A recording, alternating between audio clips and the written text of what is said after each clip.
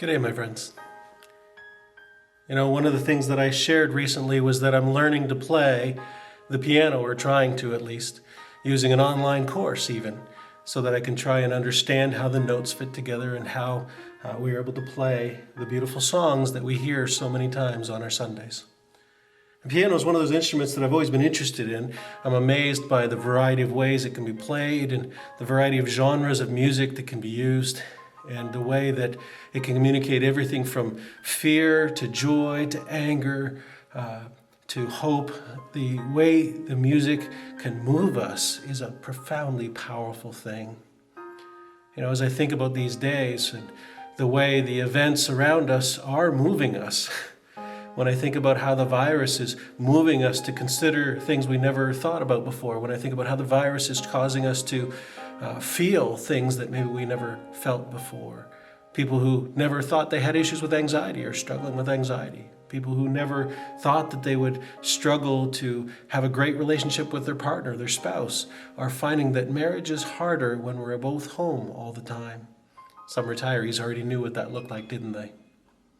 Add to that the recent days as we've considered more and more the tragedy, the horror of what happened in Nova Scotia, this mass violence that took place.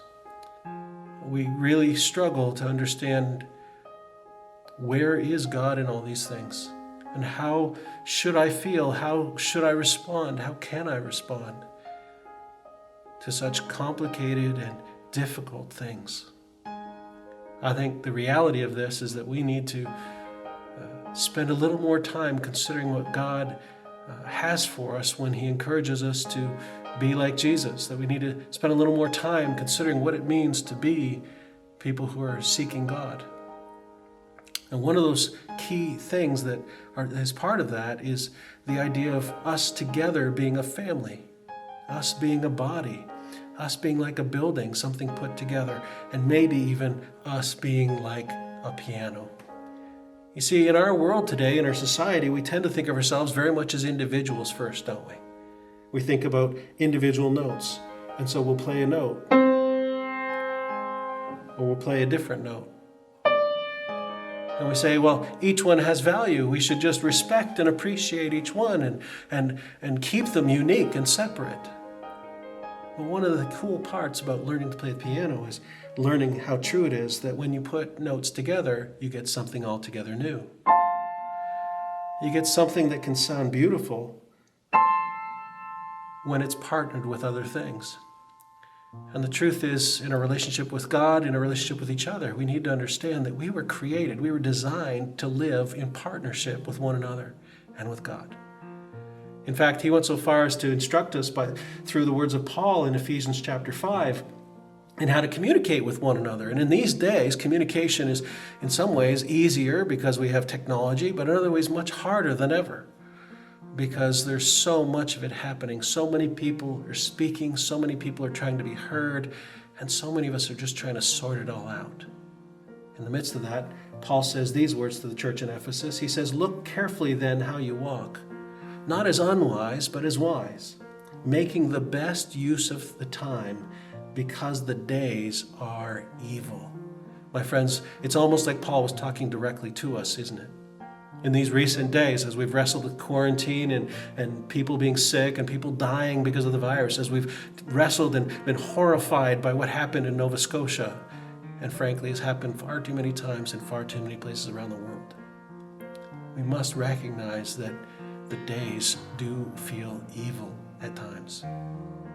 In the midst of that, Paul gives us these instructions. He says, "Therefore do not be foolish, but understand what the will of the Lord is. And do not get drunk with wine, for that is debauchery, but be filled with the Spirit, addressing one another in psalms and hymns and spiritual songs, singing and making melody to the Lord with your heart, giving thanks always and for everything to God the Father in the name of our Lord Jesus Christ, and submitting to one another out of reverence for Christ."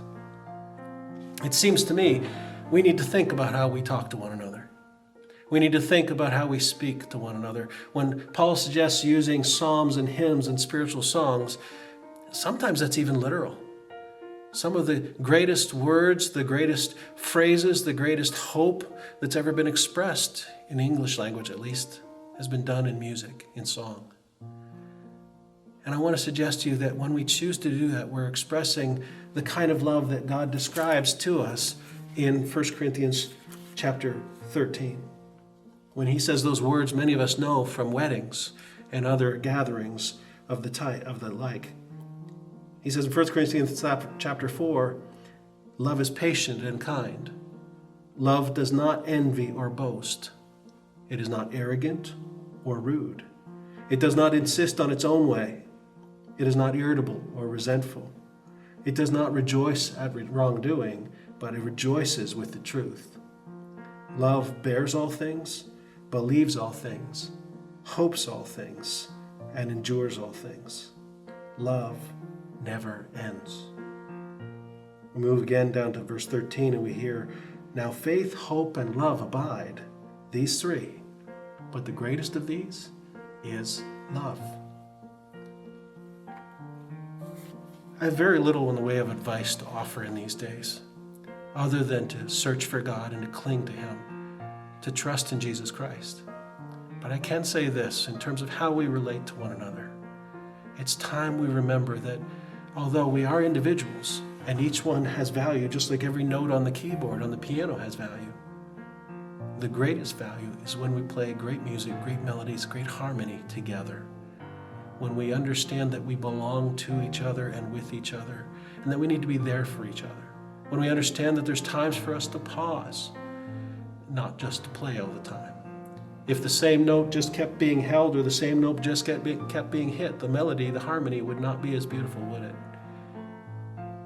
We know that there's times to play and there's times to pause. And it seems like we're in a time to pause. It seems like this is a good time for us to pause in what we normally do and to reflect on how much we value, how much we appreciate, how much we need one another. In days like these, let me call you to prayer.